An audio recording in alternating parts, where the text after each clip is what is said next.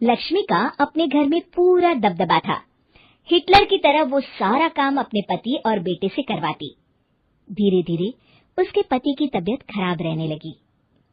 सुनो जी, अब आप बुजुर्ग हो गए हो, काम में भी अब हाथ आपके फुर्ती से नहीं चलते।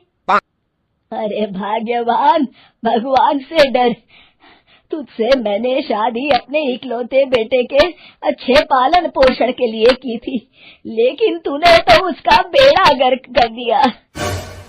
मैंने क्या किया? पढ़ाया लिखाया, अब नौकरी नहीं लग रही तो मैं कैसे जिम्मेदार हो गई? अब घर में बैठकर रोटी तोड़ रहा था तो मैंने कहा काम ही कर ले। एक तो भला करो और ऊपर से बातें सुनो।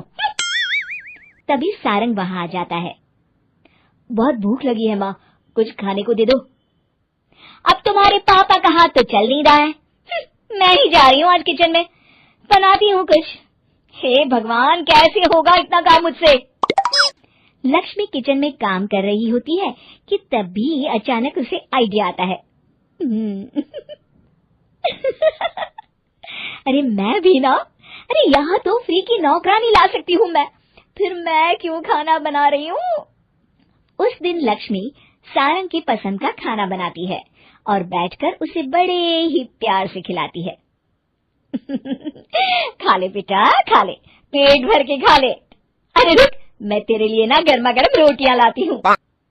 सारंग और उसके पिता एक दूसरे की ओर बड़े ही हैरानी से देखते हैं। बेटा सारंग, जरूर दाल में कुछ काला है, वरना ये औरत तो हमें बासी खाना भी सुकून से ना खाने दे। सुनील की बात लक्ष्मी सुन लेती है और जोर जोर से चिल्लाने लगती है। अरे हाँ हाँ, भलाई का तो जमाना ही नहीं रहा। एक तो आग में खुद को जलाकर तुम लोगों के लिए खाना बना रही हूँ और ऊपर से तुम्हें दाल काली लग रही है। अरे माँ, पिताजी का ये मतलब नहीं था, तुम बुरा मत मानो। अरे हाँ बेटा, तू कहता है तो मान लेती हूँ। लक्ष्मी सारंग के पास बड़े ही प्यार से बैठ जाती है और फिर कहती है, बेटा मैंने ना तेरी शादी करने की सोच ली है। अब तेरे पिताजी के हाथ भी नहीं चलते तो सोच रही हूँ तेरे लिए बीवी ले आऊं। अब पता नहीं ना मैं भी कब मर जाऊं। अब ऐसे भाग्य भी कहाँ है हमारे। क्या कहा? अरे हाँ हाँ, तुम तो चाहते ही हो कि मैं मर जाऊं, लेकिन मैं अपनी प्यारी बहू का चेहरा देखे बिना नहीं मरूंगी। हाँ माँ, शादी तो मैं कर लूं, लेकिन मैं नौकरी नहीं करता, फिर कोई क्यों देगा मुझे अपनी बेटी? अरे क्यों नहीं देगा बेटी? इतना बड़ा घर, खेल खलियान है, किस चीज की कमी है हमारे पास? जो आएगी राज करेगी, राज। हम तो ना कर पाए राज, ये बोलो कि एक और नौकर तुम्हारे पास आ जाएगा। मैं कहती हूँ चुप हो जाओ। अरे खुद के घर का खाना बनाएगी तो क्या नौकरानी हो जाएगी?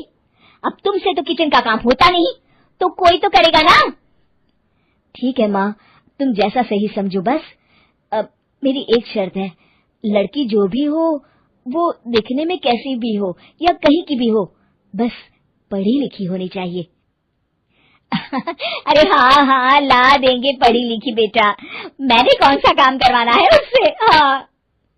और फिर एक दिन पास के गांव की ही रति से सारंग की शादी हो जाती है। रति दिखने में बहुत ही सुंदर थी, साथ ही साथ काफी पढ़ी लिखी थी। रति को लक्ष्मी के सौतेले होने की बात पता नहीं थी। शुरू शुरू में जब रति ने सारंग को घर का काम करते देखा तो हैरान रह गई। अरे ये तो अच्छी बात है कि आप घर का काम करते हैं, लेकिन मैं तो घर में ही हूँ ना, आप क्यों कर रहे हैं जी? जाइए आप नौकरी के लिए अप्लाई कीजिए ना। तभी लक्ष्मी वहां आ जाती है। अरे रति बहू, करने दे उसे काम। और हाँ, मेरे घर के कुछ नियम है, कायदे हैं, यहाँ बीच में ना ही बोलो तो तुम्हारे लिए अच्छा होगा। रति को लक्ष्मी की बात कुछ अजीब सी लगती है। वो समझ नहीं पाती है कि वो ऐसा व्यवहार क्यों कर रही है, लेकिन उसे लक्ष्मी के सौतेले होने के बारे में कुछ पता नहीं चलता है। फिर एक दिन तो हद ही हो जाती है।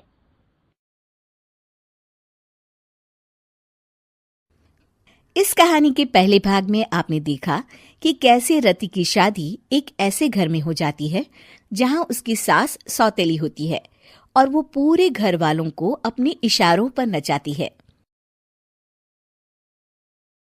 रति छत से सूखे कपड़े उतार कर ले जा रही थी कि तभी उसकी नजर लक्ष्मी पर पड़ती है, जो किसी तरह चोरी से सुनील की अलमारी खोलने की कोशिश कर रही होती है।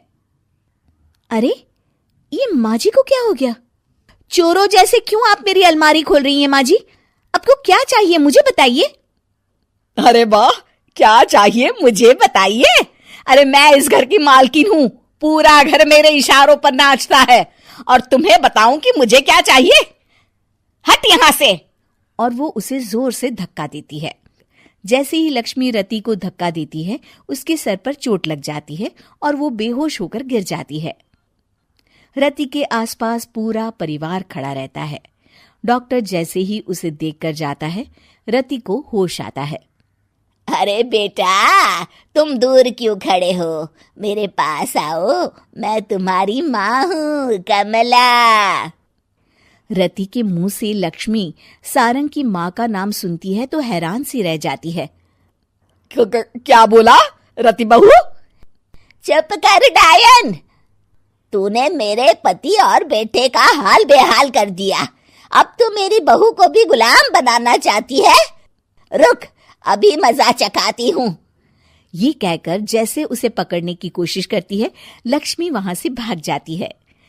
लक्ष्मी के जाने के बाद रति अपने ससुर और पति की तरफ देखकर मुस्कुरा देती है। दोनों समझ जाते हैं कि ये रति की चाल है। अगली सुबह लक्ष्मी का पति खाना लेकर खेत में जाने के लिए निकल ही रहा होता है कि लक्ष्मी उसे रोक देती है। अरे कहाँ चल दिए खाना लेकर? आज घर का काम कौन करेगा? तभी पीछे से रति आ जाती है और जोर से चिल्लाती है। कौन इनको काम पर जाने से रोक रहा है?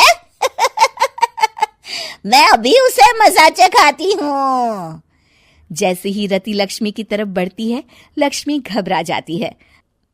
मैं तो मजाक कर रही थी बहन। आखिर मैं कौन होती हूँ रोकने वाली? मैं तो बस ये पूछ रही थी कि घर का काम कौन करेगा। कौन क्या? तू करेगी। चल उठा झाड़ू और शुरू हो जा। लक्ष्मी पूरे घर में झाड़ू पोछा लगा रही होती है कि अचानक सामने सारंग खड़ा हो जाता है। अच्छा माँ, मैं काम पर जा रहा हूँ। रति के मामा की फैक्ट्री है, मैं वहां आज से मैनेजर के तौर पर काम करूंगा। सैलरी भी अच्छी है। अरे सारंग, तुझे क्या जरूरत पड़ गई काम करने की? और बेटा, तू बाहर काम करेगा तो इस बड़े से घर को मैं कैसे संभालूंगी? अभी तो पूरा काम बाकी पड़ा है। तभी वहां रति आ जाती है। अरे बेटा सारंग, जा, नौकरी पे जा रहा है ना, जा। और हाँ, आते वक्त घर के लिए सब्जियां ले आना। ये लक्ष्मी बैठी बैठी मोटी हो रही है, जरा काम भी तो कर ले। सारंग के जाने के बाद, अच्छा लक्ष्मी, सुन जरा यहाँ। लक्ष्मी अपनी बहू रति को सारंग की पहली माँ जो मर गई है वो समझकर उसके पास जाती है। अरे बहन, ऐसा क्या हो गया जो तुम्हें वापस आना पड़ा? मैं तो बड़े ही प्यार से इस परिवार को चला रही थी। प्यार से तो मैं बहुत साल से तुझे मजा चखाना चाहती थी, लेकिन किसी औरत का शरीर मुझे नहीं मिल रहा था प्रवेश करने के लिए। अब से ना मैं बहू के शरीर में रहूंगी। और हाँ, तूने कोई भी चालाकी दिखाई या मेरे घर के लोगों को परेशान करने की कोशिश की तो तेरा गला दबा दूंगी। लक्ष्मी रति के मुंह से ये सुनकर डर जाती है और शाम को अपने बेटे और पति के सामने जाकर कहती है, तुम दोनों मुझे माफ कर दो। मैं अब तुम दोनों को कभी परेशान नहीं करूंगी। और बहू, तुम मेरी बेटी की तरह हो, बस अब बेटी की तरह ही बनकर रहना। लक्ष्मी उन लोगों को इतना कहकर वहां से चली जाती है और उसके जाने के बाद तीनों एक दूसरे की तरफ देखकर हंस देते हैं।